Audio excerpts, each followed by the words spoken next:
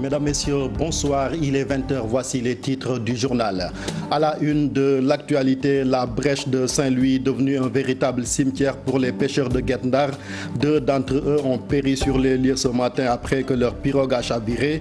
3 rescapés enregistrés, mais les corps des victimes ne sont toujours pas retrouvés. Justice clap de fin pour le procès de la caisse d'avance de la mairie de Dakar. Khalifa Sall et compagnie comparaissent pour la dernière fois devant le tribunal correctionnel. La parole à leurs avocats et au parquet pour boucler la boucle en attendant le verdict du juge. L'annonce de l'interdiction de la circulation interurbaine à partir de 22h fait grincer des dents chez certains acteurs du transport. Ils doutent de l'efficacité de cette mesure, une mesure pourtant appréciée par le directeur de la nouvelle prévention routière. Basketball, tournoi de Maputo qualificatif pour le mondial 2019 en Chine. Le Sénégal réussit son entrée en matière. Les Lions ont battu la Centrafrique sur le score de 70-65.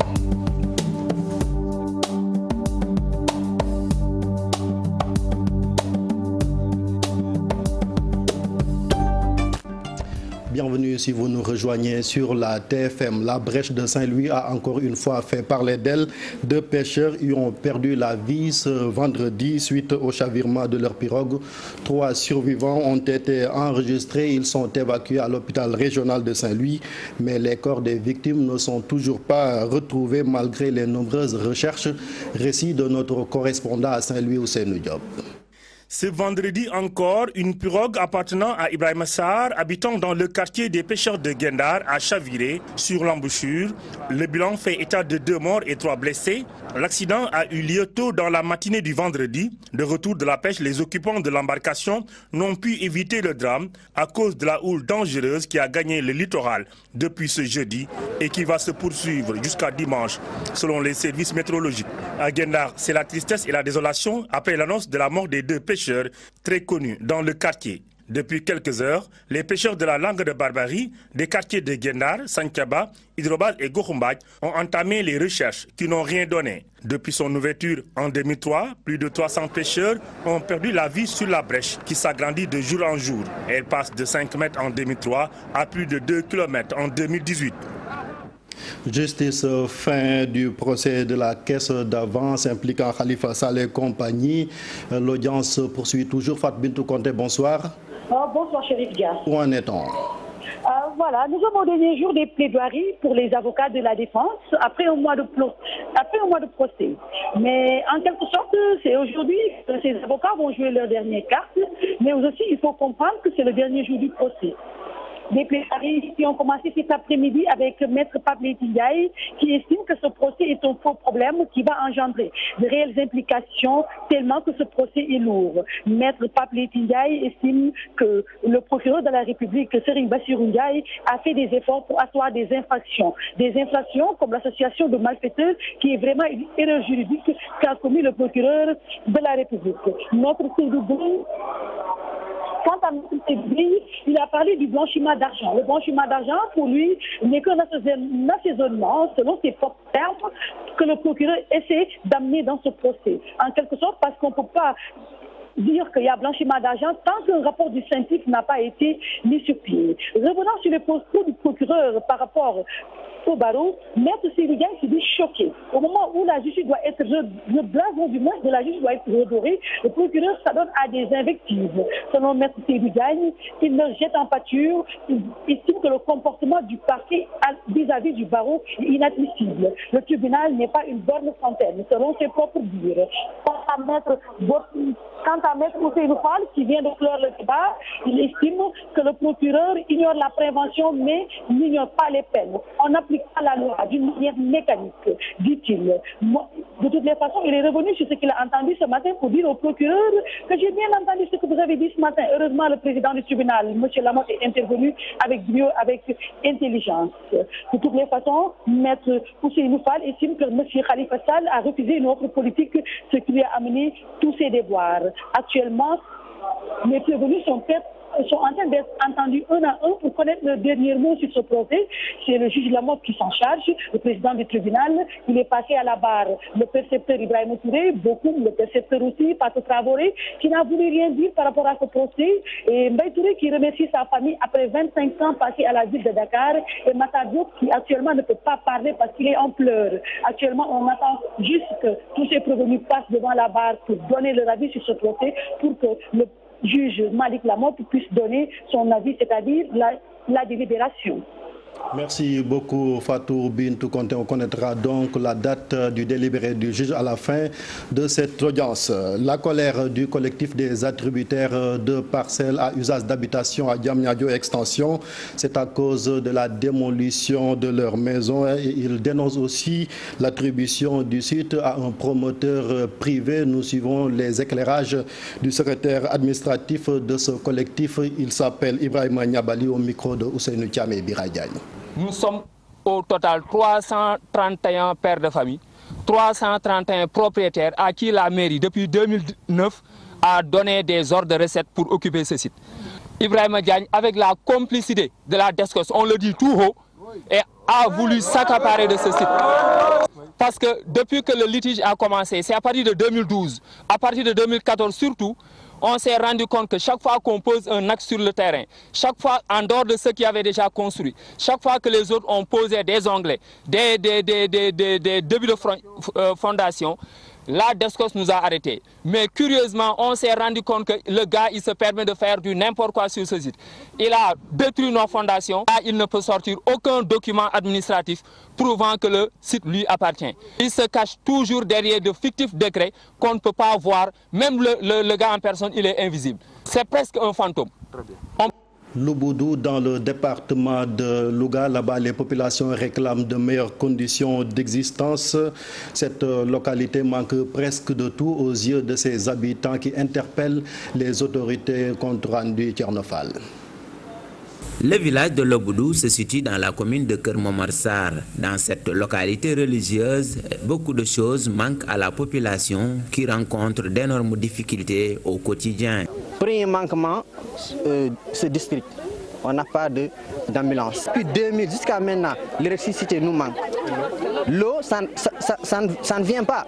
Ici, la principale préoccupation des villageois est liée à la santé. Aujourd'hui, même si la localité dispose d'un poste de santé, le manque de matériel et d'ambulance pose beaucoup de problèmes. Poste bi amul ambulance, amuñu lal yu baax, amuñu matériel, amuñu sage-femme. Xam nga lolu metti na, makki na daf ñu war gees.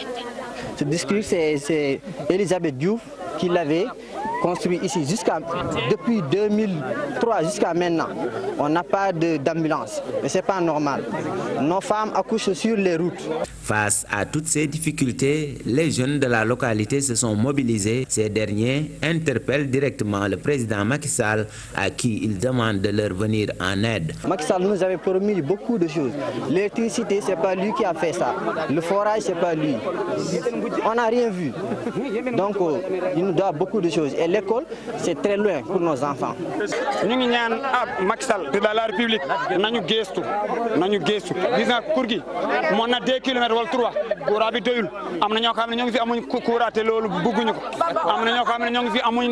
Les jeunes de la localité, la plupart des apéristes ont tenu ce grand rassemblement pour interpeller les autorités sur les problèmes qui gangrènent le développement de la cité religieuse.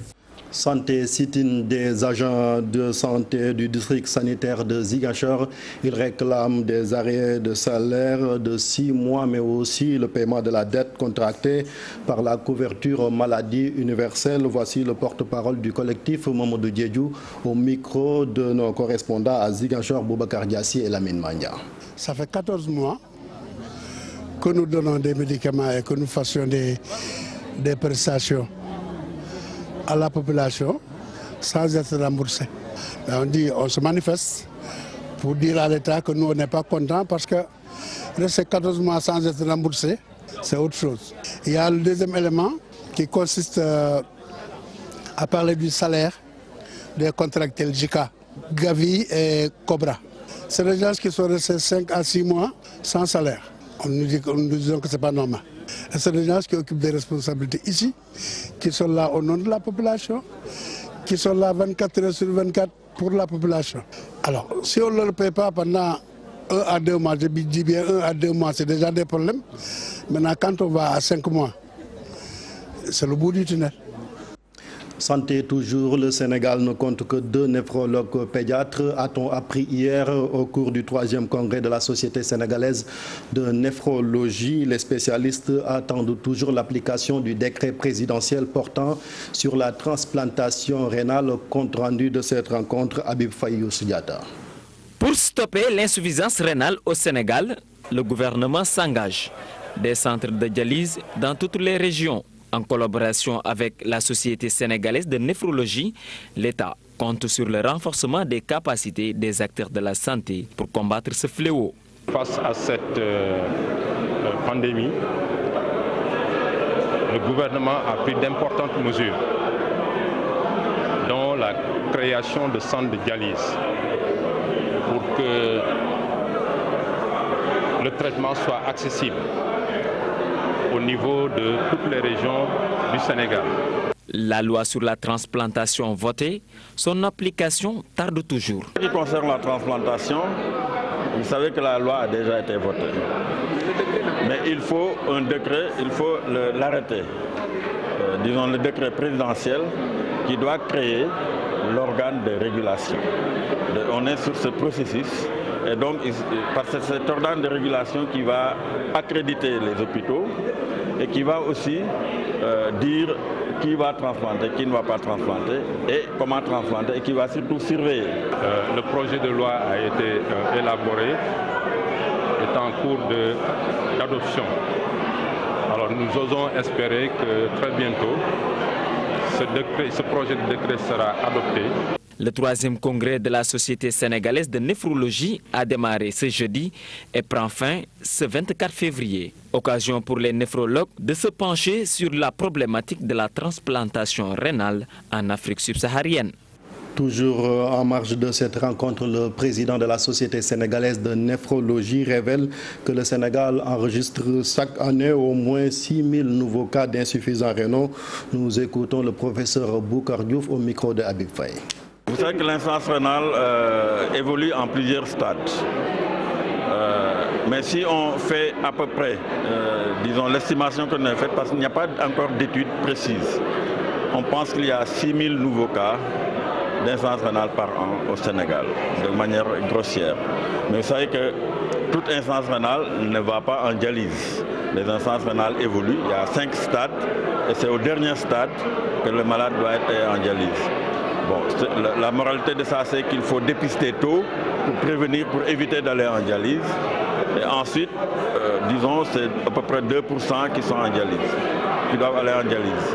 Mais le nombre de dialysés dépend du nombre de centres de dialyse, tout simplement. Parce que vous savez qu'il y a une limitation liée au nombre de centres de dialyse. Actuellement, nous avons 15 centres. Il y a 20 centres qui sont en construction. La mesure d'interdiction de la circulation interurbaine de 22h à 6h du matin fait réagir les acteurs du secteur. Un expert en transport et sécurité doute de l'efficacité de cette mesure. Pour Ndiogou Fall, cette mesure pourrait être contre-productive. Même sentiment pour les transporteurs interrogés par Cheikh Tidiane Dione. Bientôt, la mesure consistant l'interdiction du transport interurbain à partir de 22h, une décision pour éviter les accidents mortels sur les routes. Quand on veut réduire la mobilité des Sénégalais sur le plan interurbain entre 22h et 6h du matin, ça porte préjudice par exemple à la liberté d'aller et de venir des Sénégalais en général. Mais ensuite que, bon, si cette mesure-là, si elle est appliquée, bon, pendant les Magal, qui sont les périodes vraiment où il y a des pics d'accidents, les gamous et consorts, mais est-ce qu'il sera possible d'interdire le transport des pèlerins sur le interurbain des pèlerins? Je ne le pense pas. Donc l'État doit trouver des solutions. Vous savez, plusieurs conducteurs préfèrent rouler toute la nuit pour transporter les passagers. Et maintenant, si on applique la mesure à la lettre, alors tous les chauffeurs vont se lever à la même heure. Conséquence, ça risque de créer le chaos.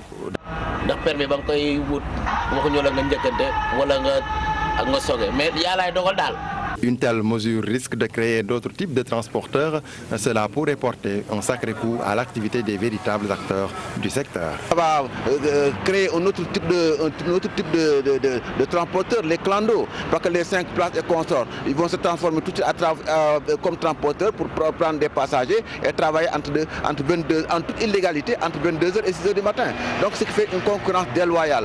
Troisième chose, c'est que si on prend des passagers à destination d'un lieu quelconque à l'intérieur du Sénégal, bon, à 22h, il faut s'arrêter. Dès 21h, chacun appuie sur l'accélérateur pour arriver à destination avant l'heure. L'expert en transport sécurité routière craint qu'une telle décision fasse effet d'annonce dans la mesure où seule l'administration a la charge de la preuve en matière routière. Je ne suis pas encore au courant des sanctions qui seront opposées aux contrevenants. Et ça, je crois que si ces sanctions-là ne sont pas prises, et bien portées à la connaissance du public, mais le juge ne pourra jamais sanctionner quelqu'un à faute de texte réglementaire. Le directeur exécutif de la nouvelle prévention routière prend le contre-pied de cet expert que vous venez d'entendre. Mactar Faye salue non seulement la mesure, mais il est persuadé que celle-ci permettra de lutter contre les accidents meurtriers. Aïssatou Païfal, Pape Sangoné Baye. Nous avons décidé dans les semaines à venir d'interdire toutes les circulations interurbaines à partir de 22h jusqu'à 6h du matin. Une des raisons majeures ayant conduit à cette mesure radicale. Les accidents les plus catastrophiques se sont produits la nuit entre 22h et 6h du matin. Avec 20 morts, 25 morts, 30 morts. Et ça, c'est depuis 2004 qu'on est en train de faire ce constat-là. Mais je pense qu'aujourd'hui, l'État ne doit plus rester les bras croisés en tant que spectateur. Mesure pertinente, dira le directeur exécutif de la prévention routière, seulement si.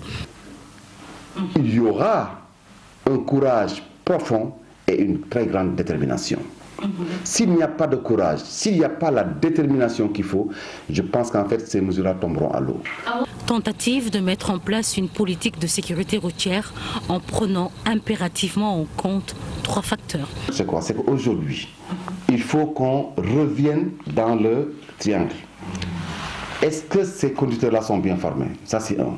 Deuxièmement, est-ce qu'il y a suffisamment de campagnes de sensibilisation en direction de ces usagers pour les rappeler à l'ordre, pour les inviter à avoir un comportement plus responsable au volant de leur véhicule? Mais la troisième chose, et ça se passe dans tous les pays du monde, dans toute politique de sécurité routière, il y a un volet répressif. Un autre point important à ne pas omettre, à la vétusté des véhicules du parc automobile. Il faut que l'État puisse trouver des partenaires pour voir comment développer le transport. C'est vrai qu'il y a des transporteurs qui sont déjà là, qui investissent dans l'achat de véhicules assez corrects pour faire le transport public de voyageurs. Mais je pense qu'aussi aujourd'hui, il y a des manquements, je dirais même du côté même de l'État, parce que bon, les carapis qui devaient disparaître et les diagadia qui devaient disparaître depuis très longtemps sont toujours là. Bien avant cette décision du ministre des Infrastructures, une autre avait été déjà prise, la disparition progressive des Ndiagandiaï et des carapites.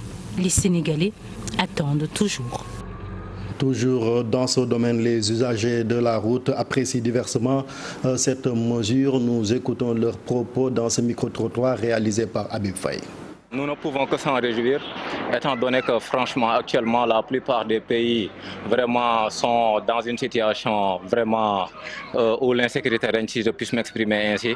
Parce qu'à cause du terrorisme, vous n'êtes pas sans savoir que beaucoup de pays ont pris des mesures telles que le fait de revoir les transports urbains. Essayer aussi de faire régner aussi l'ordre. Si vraiment ces genres de décisions viennent, nous ne pouvons que nous en réjouir. Vraiment, cela nous étonne. Tous les cars ne sont pas les mêmes. Cela ne fait qu'augmenter les problèmes. Donc la mesure, ce n'est pas quelque chose qui nous arrange parce que parfois on a des cours jusqu'à 19h. Une fois descendu, nous voulons réviser à la fac. Comme par exemple, nous révisons jusqu'à 21h, 22h pour venir prendre après l'autobus et partir à la maison, c'est difficile parce qu'on vient à l'écart. On signale que les cars sont descendus. Donc ça devient difficile de prendre les transports si à une certaine heure on peut plus en bénéficier. Il y aura une course avec la montre parce qu'il faudra être à temps à l'arrêt pour prendre le bus.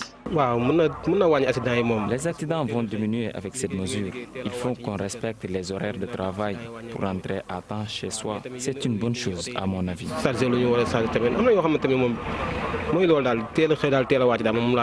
C'est pour limiter les accidents, je comprendrais, parce que la plupart des rues de Dakar ne sont pas éclairées. Décès accidentel du motard dirigeant le cortège d'Ousmane Tanor Dieng en partance pour Porokhane mardi dernier. Des membres du Haut Conseil des collectivités territoriales sont montés au créneau cet après-midi pour laver à grande eau leur patron. Pour eux, Ousmane Tanor Dieng avait bien fait le nécessaire à la survenue du drame avant de rallier la ville sainte, mais le journal Source A dans son édition du jour, soutenu le contraire. Fatou Mataba, les images sont signées Youssou Baro. Un point de presse pour apporter des éclairages sur l'accident qui a causé la mort du motard Massayer Diop. Ces membres du Haut Conseil des collectivités territoriales qui faisaient partie du cortège d'Ousmane Tanor Dieng en destination de Porokhane en veulent aux responsables du quotidien Source A. Il est dit prolongation dans la mort accidentelle du motard du président du HCCT, ce que la gendarmerie ne peut pas pardonner à Ousmane Tanor Dieng. Il continue en écrivant dans la hiérarchie des hommes en bleu. L'on est au bord de la crise des nerfs parce qu'il reproche au chef de file du Parti socialiste d'avoir embarqué dans son véhicule sous prétexte qu'il était pris par le temps après l'accident. Nous sommes restés. Et c'est le président Ousmane Tanor Dieng avec les membres de la délégation qui ont alerté d'abord la gendarmerie, puis les sapeurs-pompiers. Et nous sommes restés sur place. Maître Ousmane Seye parle ainsi de manipulation et de diffamation. Il demande au directeur de publication de Source A de rétablir les faits. Je crois qu'il s'agit là d'affirmations graves, de propos calomnieux, diffamatoires, et qui portent même atteinte, qui portent un discrédit sur les institutions. Et nous demandons quand même au directeur de publication du journal Source A, immédiatement, dans les mêmes formes, dans le même journal et dans les mêmes sites, sans délai, de rétablir la véracité des faits. Pour ses conseillers, si c'est la personne de Ousmane Tanor Dieng qui dérange, il faut tout de même respecter la 4e institution de la République, qui est le Haut Conseil des collectivités territoriales. 12 mois seulement nous séparent de l'élection présidentielle et comme vous pouvez le constater, les potentiels candidats sont en plein dans la pré-campagne avec des tournées à l'intérieur du pays. Normal aux yeux du journaliste Momar Diong. Pour ce politologue, les citoyens doivent profiter de l'occasion pour proposer leurs préoccupations à ces candidats à la quête des suffrages. Nous suivons le reportage de Cheikh Diop et Diafaraba. Le gouvernement du Sénégal, tout comme l'opposition, est en train de mener une campagne déguisée, selon l'analyste politique Momar Diong. Et cela pour des raisons bien déterminées. Il ne s'agit même pas de campagne déguisée, qu'il s'agit d'une campagne, quasiment, ou peut-être d'une pré-campagne. Mais moi, je pense que c'est lié à deux choses. La première raison, c'est que le délai de 12 mois, qui en principe nous sépare de la présidentielle 2019, est un délai trompeur. Pourquoi je le dis? C'est parce que si vous considérez les 3 à 4 mois qui seront consacrés, surtout dans le monde rural, aux travaux champêtres, aux travaux liés à l'hivernage, si vous y ajoutez le mois de Ramadan, c'est des périodes où la classe politique est quasiment astreinte à une trêve, à une pause. Si vous y ajoutez maintenant les fêtes religieuses, également des événements comme le Magal et le Gamou, vous vous rendrez compte qu'en réalité, il y a 6 mois pendant lesquels la classe politique de façon générale sera astreinte à une trêve. Si l'opposition peut se permettre de battre campagne, déjà, tel ne devrait pas être le cas du côté du gouvernement. Il y a des priorités. Il y a deux cas de figure. Il y a le premier cas de figure qui concerne l'opposition. Comme par exemple aujourd'hui, Idrissa Seck, Ousmane Sonko et peut-être Thierno Alassane Sall qui sont en train de faire le tour du Sénégal. Eux, ils ne sont pas astreints à des charges publiques ou à la gestion des affaires de la cité jusqu'à ne pas pouvoir s'aménager un calendrier pour aller à la rencontre des populations. Là où ça peut être gênant peut-être, sans avoir rien d'illégal, c'est peut-être du point de vue, c'est par rapport au président de la République. Je crois qu'aujourd'hui, il y a beaucoup de dossiers brûlants sur la table du président de la République. Il y a les mouvements sur le plan social, avec des syndicats comme ceux des secteurs de la santé, de l'éducation qui sont aujourd'hui sur le pied de guerre. Les tournées des politiciens, une occasion pour les citoyens d'exposer leurs doléances, poursuit le politologue. C'est aux populations de savoir en réalité ce qu'elles veulent. Si par exemple il y a un président de la République qui a été élu pour exercer une mission précise, quand devant des dossiers aussi intéressants et aussi préoccupants pour les Sénégalais, bat campagne, va à la rencontre des Sénégalais, mais écoutez, les Sénégalais n'ont qu'à l'interpeller sur ces dossiers. À 12 mois de l'élection présidentielle, certains leaders politiques essaient de ratisser large pour séduire l'électorat. Le dossier du jour s'intéresse à la politisation des cérémonies funèbres au Sénégal, une pratique qui commence à devenir monnaie courante dans notre société et que déplorent les populations interrogées par nos reporters. Aux yeux des islamologues, cette pratique est contraire à la morale et à la religion. Ibou Kane et Modou Diop. Les cérémonies de présentation de condoléances sont de plus en plus politisées. À ces occasions, la politique alimente souvent les débats au détriment des prières devant être formulées pour les disparus. Un état de fait déplorable pour bon nombre de citoyens.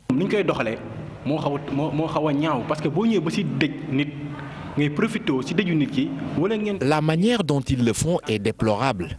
Je pense que si vous prenez part à une cérémonie funèbre, vous ne devez pas profiter de l'occasion pour parler de politique. Il faut fustiger cette démarche.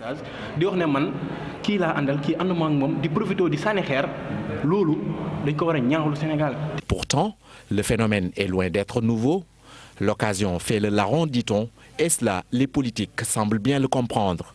Ces derniers ne ratent presque jamais l'occasion pour parler de politique, même à l'occasion de ces cérémonies funèbres. C'est un moment de forte émotion, n'est-ce pas, qui pousse les individus à se rapprocher les uns des autres.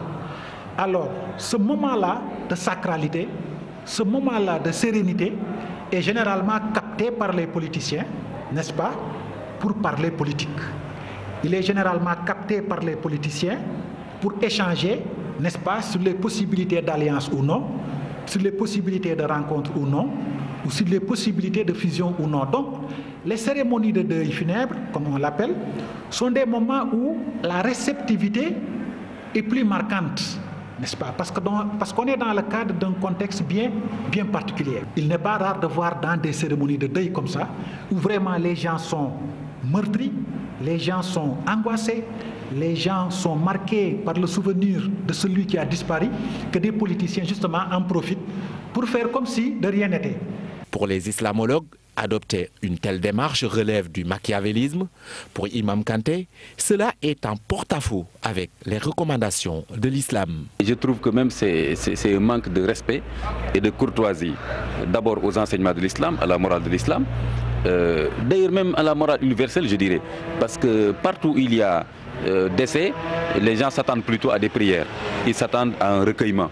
Donc je ne peux pas comprendre en particulier dans le Sénégal, un pays aussi islamique, pays de Serigne Touba, etc., qu'on puisse avoir des hommes politiques qui se disent musulmans et qui, par machiavélisme, je le dis clairement, par machiavélisme, simplement parce que pour eux la fin justifie les moyens, considèrent que chaque moment, chaque endroit, chaque chose est un moyen pour accéder au pouvoir. Aujourd'hui, le phénomène continue de prendre ampleur dans notre société. Les politiques sont interpellés pour rectifier le tir. Les familles endeuillées, elles, devraient également prendre leurs responsabilités devant cet état de fait. Maître Abdoulaye Tine donne son avis sur le dernier rapport d'Amnesty International qui constate une régression du respect des droits de l'homme au Sénégal. L'avocat confirme donc l'organisation dirigée par Seydi Gassama sur un tout autre registre. Ce spécialiste des relations internationales juge inutile la polémique autour des accords signés entre le Sénégal et la Mauritanie. Al-Hassan Ba et Mohamed Dien sont allés à sa rencontre. Pas question d'être un spécialiste du droit pour savoir qu'il y a une régression des droits humains. Un rapport dont le Sénégal ne fait pas bonne figure, violation des libertés, le juriste n'est pas surpris. Pour preuve et pour s'en convaincre, il suffit de regarder effectivement aujourd'hui comment les libertés sont systématiquement bâillonnées lorsqu'il s'agit d'une volonté de manifester. Ici, le principe, c'est l'interdiction. L'autorisation, l'exception. La plupart du temps, les gens même sont inquiétés lorsqu'une manifestation est autorisée. Alors que ce n'est pas normal, c'est un droit. Aujourd'hui, il est étonnant que l'arrêté Ousmane Gom, dont tout le monde sait qu'il est, du point de vue de la jurisprudence administrative, complètement illégal, parce que la Cour suprême de Dakar le rappelle constamment. Aujourd'hui, on a des endroits au Sénégal qui ont été décrétés sanctuarisation de certains endroits où le citoyen n'a pas la possibilité d'exprimer son opinion ou son mécontentement, et ceci une violation flagrante et continue des principes républicains de l'état de droit. Spécialiste des relations internationales pour Maître Abdoulaye Tine, la polémique naît après l'interpellation d'Idrissa Seck sur l'accord avec la Mauritanie concernant le gaz est inutile. Pour lui, la question essentielle est celle relative à la ventilation de la part des Sénégalais sur les 50%. Le vrai débat, la vraie question que les Sénégalais doivent se poser est de savoir maintenant, concernant les 50% qui reviennent au Sénégal, comment c'est ventilé? Qu'est-ce qui va revenir à la nation? Qu'est-ce que Cosmos a fait pour mériter effectivement les prérogatives et peut-être les privilèges qu'ils vont tirer de cet accord. En clair, je pense que les citoyens sénégalais, ce qui importe pour lui, et c'est là où il faut recentrer le débat, il faut qu'on reconstitue le processus d'attribution pour voir pourquoi c'est Cosmos et pas les autres, et qu'est-ce qu'ils vont apporter à la nation que les autres n'ont pas pu ou n'ont pas su, et ce qu'effectivement, in fine, le Sénégal va bénéficier de l'exploitation de ses ressources. Avocat de la famille de feu Mamadou Diop, Maître Abdoulaye Tine donne rendez-vous sous peu pour des précisions sur l'évolution du dossier. La communauté musulmane de Diourbel se rappelle un homme religieux à la dimension exceptionnelle. Il s'agit de Serigne Thierno Kandji, dont un quartier de la ville va porter son nom. L'événement sera célébré ce 3 mars et un CRD s'est tenu pour l'occasion. Babacar Diouf Ndongandiaye. En prélude à cet événement religieux, les fidèles talibés et l'administration territoriale ont tenu à la gouvernance de Diourbel un comité régional de développement. Je voudrais en profiter pour inviter les plus jeunes à s'inspirer de nos anciens qui, à la limite, nous ont laissé un riche héritage. J'en parlais tout à l'heure au gouverneur, mais c'est important. Ce sont nos meilleures références. Et à l'état actuel, on dirait que nous n'avons plus de référence au Sénégal. Perdre référence. Comme c'est le cas pour toutes les cérémonies religieuses dans la région de Diourbel, l'administration prendra toutes les mesures nécessaires pour une réussite du Gamou. Le premier secteur de la sécurité, la police a donné les assurances nécessaires qu'il y aura une couverture sécuritaire idoine, en tout cas, pour que aucun problème de sécurité ne puisse se poser. Les sapeurs, comme à leur habitude, vont prendre aussi toutes les dispositions nécessaires, en tout cas, pour que ce qui doit être fait se fasse. Mieux, cette année, le gouverneur a décidé de corriger une anomalie notée l'année dernière. Nous n'avions pas mis un médecin à la disposition de la PNA l'année dernière. Ce sera corrigé cette année. Les organisateurs de la manifestation religieuse se sont félicités pour autant de la diligence dont ont fait montre les chefs de services régionaux pour assurer la réussite de cet événement. Direction France où le Sénégal est invité d'honneur du Salon de l'entrepreneuriat de Paris. Le Premier ministre français Édouard Philippe a même visité le stand du Sénégal. Des retombées importantes sont attendues de cette rencontre au profit de notre pays. Correspondance Ibrahima Kamara. Mettre en avant les opportunités d'affaires afin d'attirer les investisseurs, tel a été le maître mot de la délégation sénégalaise lors de ce salon des investisseurs tenu à Paris. Très satisfait. Le Sénégal y est représenté, très bien représenté. Et comme vous l'avez vous-même constaté, le pavillon au Sénégal ne désemplit pas. Les conférences sur les opportunités d'affaires au Sénégal ont été remplies et on a même refusé du monde. Le Sénégal aujourd'hui, vraiment à travers ce qu'il propose, a eu des adhésions en masse. Et c'est un honneur pour le Sénégal d'être aujourd'hui mis en avant. C'est le pays à l'honneur. C'est une prouesse de la diplomatie sénégalaise. Encore une fois, la diplomatie sénégalaise, la diplomatie économique sénégalaise a été mise en avant ici à Paris. Le Premier ministre français Édouard Philippe a visité le stand du Sénégal. La délégation sénégalaise ne rentrera pas bredouille de ce salon. Nous avons été très surpris par l'affluence que nous connaissons jusqu'à présent. Donc clairement, ce qui montre l'intérêt que la France et les investisseurs français et nos amis, nos compatriotes de la diaspora ont pour vraiment venir au Sénégal et investir. Cette cible-là, les entrepreneurs, soient véritablement à l'avant-garde pour tout ce qui est la maîtrise de l'économie d'énergie, qui sont des domaines qui sont incontournables dans tout processus de développement. Les représentants de l'État rassurent qu'une nouvelle ère du fleuron industriel sénégalaise vient de voir le jour. Alors, dans ce cadre, le plan se décline en 3 axes opératoires. Sport en plus bref, basketball, le Sénégal entame bien le tournoi de Maputo. Les Lions ont battu la Centrafrique sur le score de 70-65. Les poulains du coach Abdourahmane Ndiaye Adidas effectuent leur deuxième sortie demain face à la Côte d'Ivoire. Le Mozambique sera au menu des Lions dimanche. Pour rappel, ce tournoi est qualificatif pour le mondial Chine 2019. Bonne chance donc aux Lions du Sénégal. C'est la fin de cette édition. Merci de l'avoir suivi. Je vous souhaite de passer d'excellents moments en compagnie des programmes de la télévision Futur Média. Excellent week-end.